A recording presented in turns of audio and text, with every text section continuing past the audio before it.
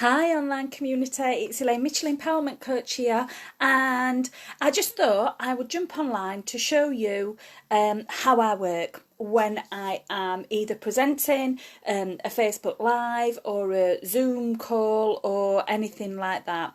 So I just thought I would give you a little insight into the organised chaos that I have.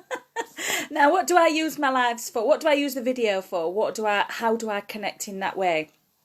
Since we've gone into lockdown, I am using it on my personal clients. So we're hosting private Zoom calls, which I find I'm loving them. Absolutely loving them, because I really find that I can connect with my clients very well, and they feel comfortable because they're in their own space as well. So that's something that I'm going to look at going forward as to, is that something I keep?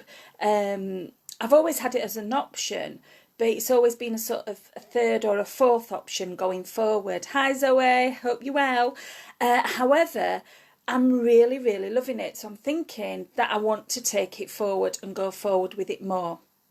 But that's just one element of it. I also am attending Zoom networkings and group meetings, like meetings with different businesses and things like that, which can be tricky. Because it's not like when you're in a meeting around a boardroom or in a coffee shop or anything like that, where you've got body language and you can tell how people, when somebody's ready to speak, or when they're writing notes and that sort of thing, when they're interested or when they're not. You've not got the full body language on there, and everybody's intent on listening to who is speaking. And also then, if you've got that interruption, that's a little bit tricky as well. So there's all different elements. And then you've also got the live element, which is I use a lot. Most people are scared of going and just jumping on. And it makes me laugh when you say I'm jumping on to do a live, because they think that what they look like and how they come across is important. Yes, it is. But one of their main worries is, oh, what if I say something stupid and there's hundreds of people listening? In reality, unless you are Tony Robbins or Julie Cross or anybody like that, you are not going to get gazillions of people listening to you. You don't, when you're walking down the street, you don't get that in real life. So you're not going to get it when you just hop on a live and something like that. So as long as you're comfortable and confident with what you say it. You can review it and you can post it then for the gazillions of fans that you've got to listen to. So that is, again, more often than not, you're talking to yourself, and people get into a panic about who's listening, how they're listening, what they're going to think about you, and all that malarkey. So it's basically about getting over yourself and making sure your message is a decent message. So what I'm going to talk to you about now is how I work things, how I plan and prepare for. I'm going to use the scenario of a group meeting, because that's what most people are concerned about, and that's what most people I've been speaking to and coaching them through, is they're concerned about how they come across in that, and also making sure that they are prepared. So first of all, prepare for the meeting.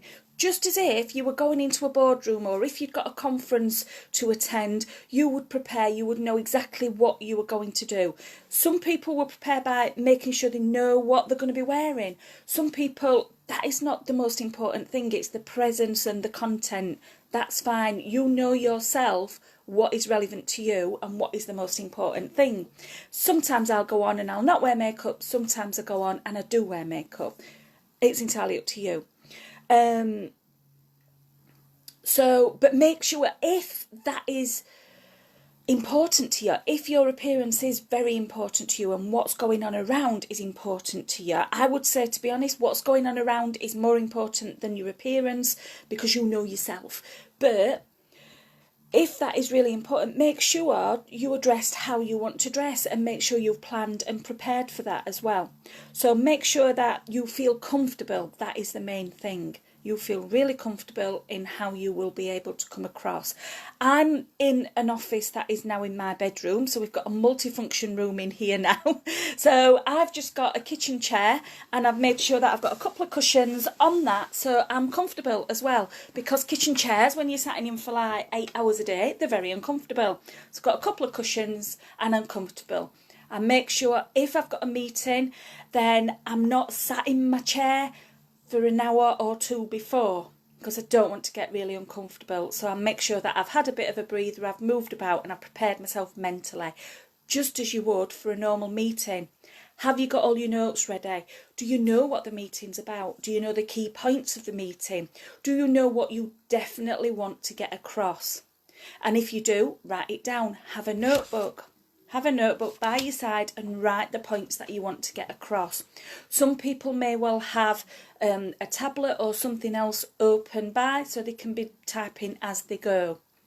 If you're doing that, then the best thing to do is mute yourself, because you don't want any noises of keyboard keep clicking in, because it's very distracting on the meeting.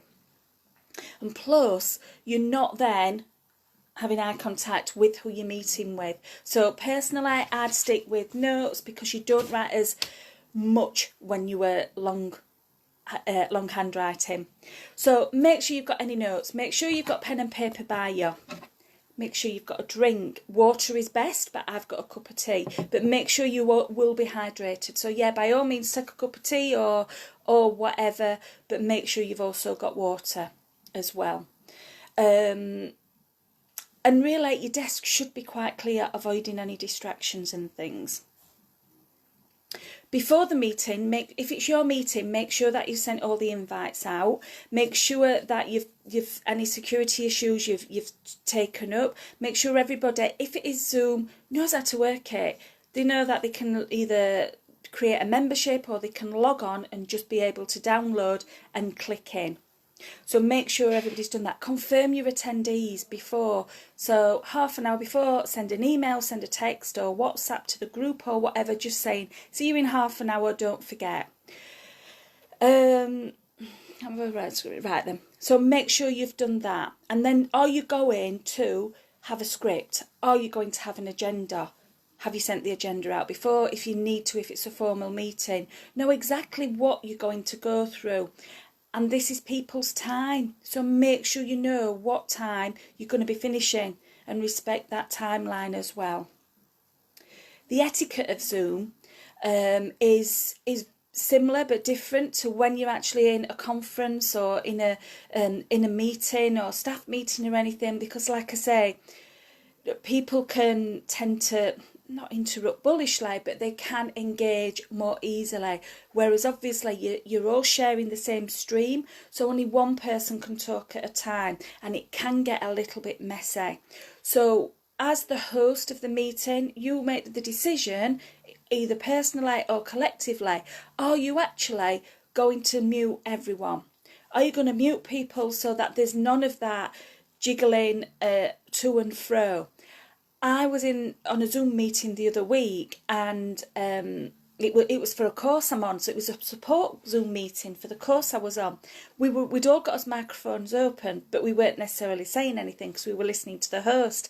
And then someone's other half walked in. There was an argument going off behind, and that lady her microphone was on, and it was like, whoa! It all kicked off in their living room. I'm telling you. But if she'd have been muted, there would have just been the shadows in the background and nobody would have been any wiser.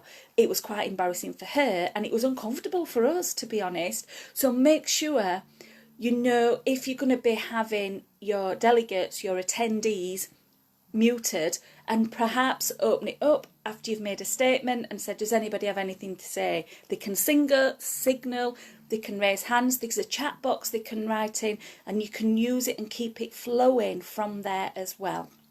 And that's entirely up to you. I also do workshops online where everybody has the mic open so that we can actually interact the best we can. It's just something that you need to be aware of. The etiquette of Are you going to have a hand raise? Are you going to have certain times for people to speak and things like that? It's all little things to think about that will make the meeting and make the experience flow much easier. So right, I'm onto the space now. I'm onto the space. So I'm going to fess up and show you my office space, which is also my laundry space, which is also my sewing space, which is also my creative space, and don't forget it's my bedroom as well. So I'm just going to show you how I work and where I work, and I'm going to see if I can turn the camera around. So this is my desk space. That's my dog look laid on the bed. That's some notes and some of my sewing and things like that. That is my laundry area, and this is my workout area, which doesn't get any work done because I pile it up with other stuff anyway. But the important thing is that when I'm on my Zoom call, that is what people see. So my area behind is clear. I've just got the wall behind, some images that I'm fine with people seeing, and that is where I sit and where I work from. As you can see, I've got a kitchen chair up with my cushions on. Oh, I'm sure you wanted to see me adjusting a chair then. Anyway, so this is where I work from. So this is my desk area. And I've obviously had to move out of my office. So this is where I'm working from at the moment. So I've got a notepad at the side with a pen. I normally have a couple of pens, they're out and about. I've got a drink, and I make sure that I do have some water. Now this is a really, really good tip.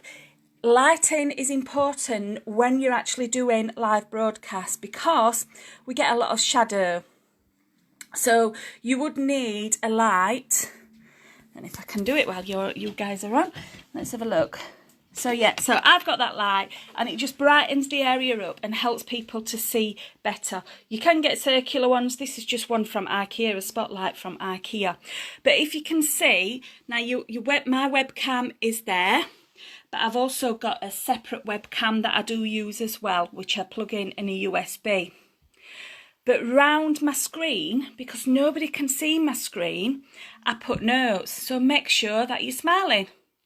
Make sure you've got to focus on what can people see. Now, I have the world's worst resting bitch face, so I need to be conscious that I need to relax my face and try and smile as much as I can.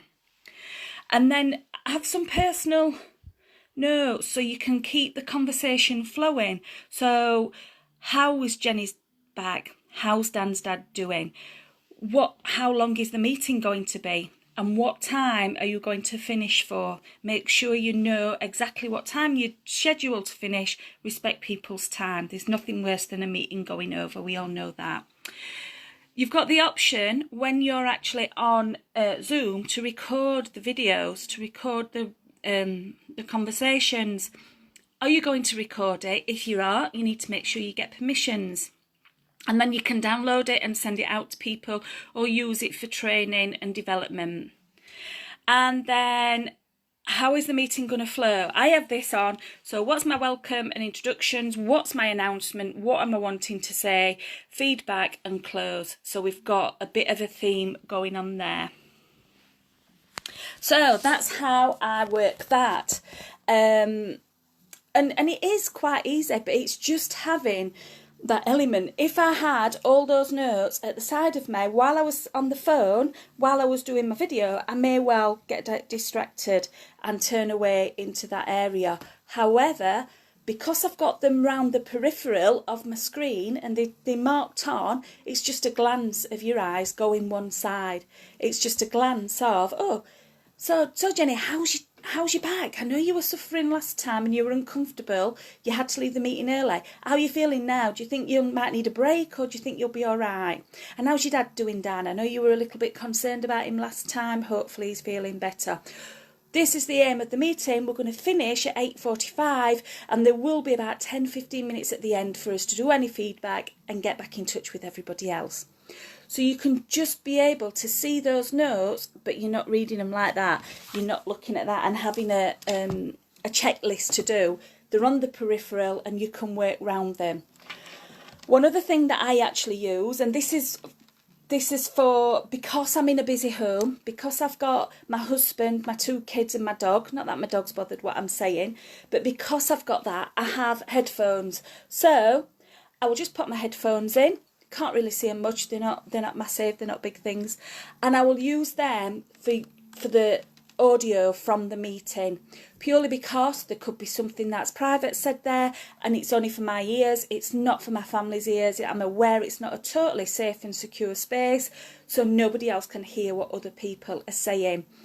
And I have a notice on my door as well what says, I'm on a video, do not enter, and they know that they can't enter for love, no money or anything. So that's how I organise my sessions. That's how I organise preparing to go online, being online, and making sure that I'm comfortable, I'm relaxed as can be, I'm getting my message across, and I know that everybody else on the other end of the communication is exactly the same as well. So hope that's been helpful. If anybody wants any assistance in any way at all, drop me a message, give me a call, and we'll sort something out. Happy Friday, it's the weekend, are you doing anything special? And I shall hopefully see you all very, very soon. Take care.